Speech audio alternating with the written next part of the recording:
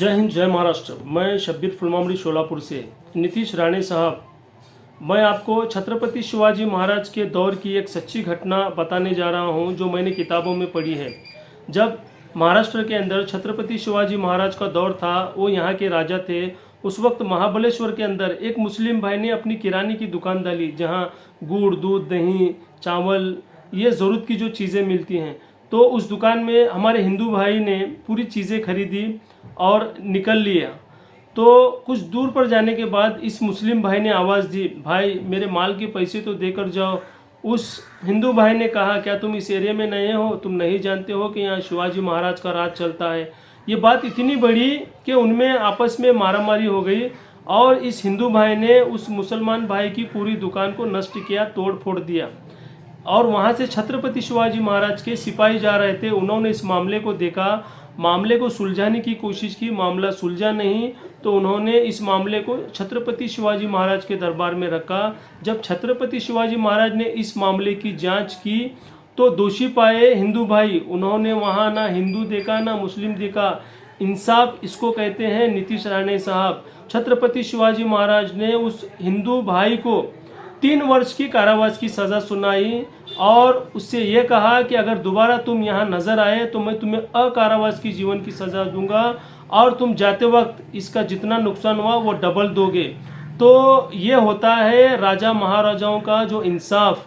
आप क्या इसी तरह से छत्रपति शिवाजी महाराज की तरह इंसाफ करोगे? मैं आपसे पूछना चाहता हूँ। आप हमेशा कहते हो कि राम राज्य, राम राज्य, राम राज्य। राम राज्य में है क्या?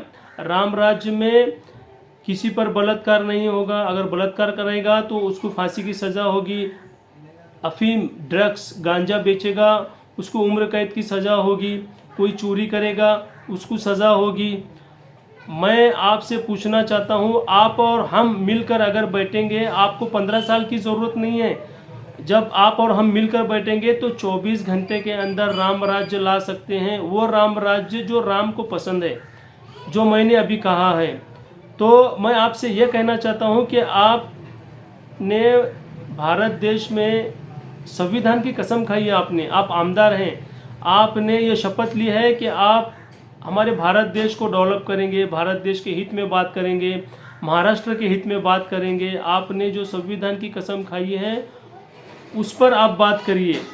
मैं भारत के संविधान लिखने वाले हमारे भीमराव डॉक्टर बाबा साहेब अम्बेडकर को सलाम करता हूँ, जिन्होंने आपको आमदार बनाया। अगर संविधान नहीं होता तो ना आप आमदार होते, ना खासदार होते, ना मंत्री होते, कुछ होते, क्योंकि बाबा साहेब का संविधान बड़ा मजबूत है।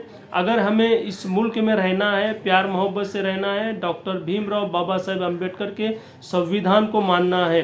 अगर आप जब भी शोलापुर को आएंगे तो मुझे ज़रूर याद करेंगे, क्योंकि ये वीडियो आप तक ज़रूर पहुँचेंगी। हम बैठकर चाय पर चर्चा करेंगे। कल आपको शोलापुर में हमारे एक पत्रकार भाई ने सवाल किया, साहेब हे जे तोडफोड झाली, घटना झाली, सोलापूरला गाळबोट लावली। नहीं, काय छुटपुट घटनावर मी लक्ष देणार नहीं। और हमारे पत्रकार भाई ने ये भी पूछा कि ये हिंदू जन आक्रोश रैली जिसने रखी, क्या उस पर ये कानूनी कार्रवाई होगी? कहने लगे कानूनी कार्रवाई काय होणार नहीं, काय नहीं, जर झाली तर माझं नाव बदलून टाका। साहब, अगर आप संविधान की कसम लेकर अगर ऐसे जो गुनाह करने वाले हैं, जो ऐसे जो मामले करने वाले, इन लोगों को आप बढ़ावा देंगे तो कहाँ से राम राज जाएगा? तो मुझे उम्मीद है कि आपको हमारे छत्रपति शिवाजी महाराज की जो मैंने सच्ची घटना बताई वो आप हमेशा याद रखेंगे। जय हिंद, जय भारत, जय संविधान, जय महाराष्ट्र, जय सोलापुर।